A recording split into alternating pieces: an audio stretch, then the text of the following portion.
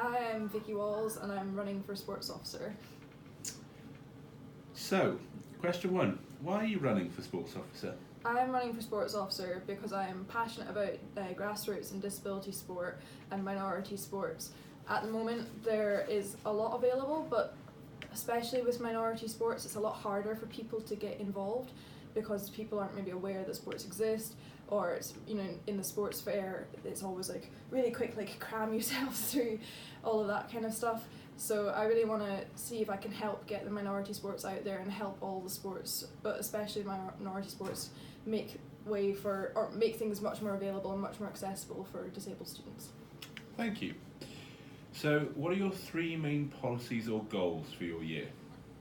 One of my biggest goals is quite early on, and it's linked to the sports fair and the refreshers sports fair, and that's, like I said in the previous question, at the moment people feel sort of rushed through it. It's really small and cramped, and there's nowhere really on campus necessarily, or at least in my experience, that's helped with that.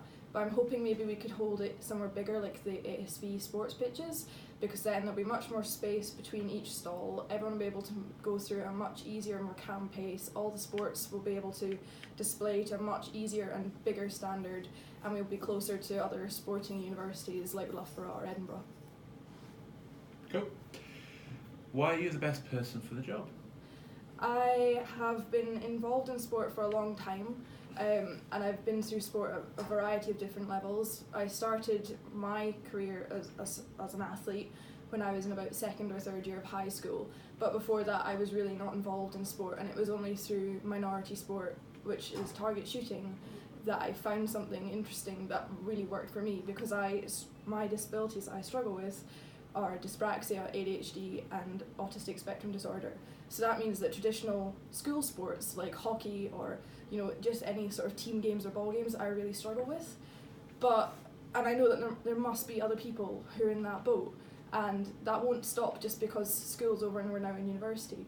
So I think that because I've experienced that, I'm able to help. But at the same time, I'm now competing internationally, so I can also see things from the point of view of the elite students and the students who are on the bursary programme, students who are competing at Bucks, and that's one of the really big things that I think I can do. Cool. What do you think is the biggest single challenge if you're elected, and how will you deal with it? I think one of the biggest challenges will again be linked to the sports fair.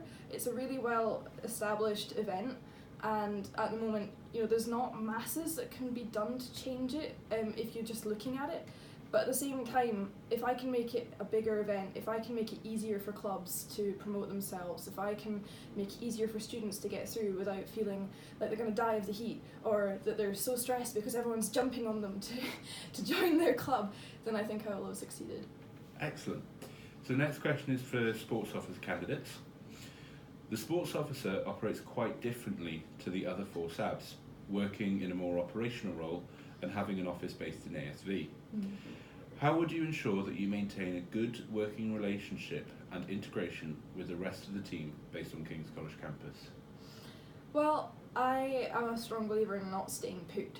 So I would definitely be obviously in the office in the ASV, because that's where students will find it easiest to find me, because they will know that I'm there. But that doesn't mean that I have to be restricted to there. And I'd be very keen to be able to come up here and speak to and still stay involved with everybody else.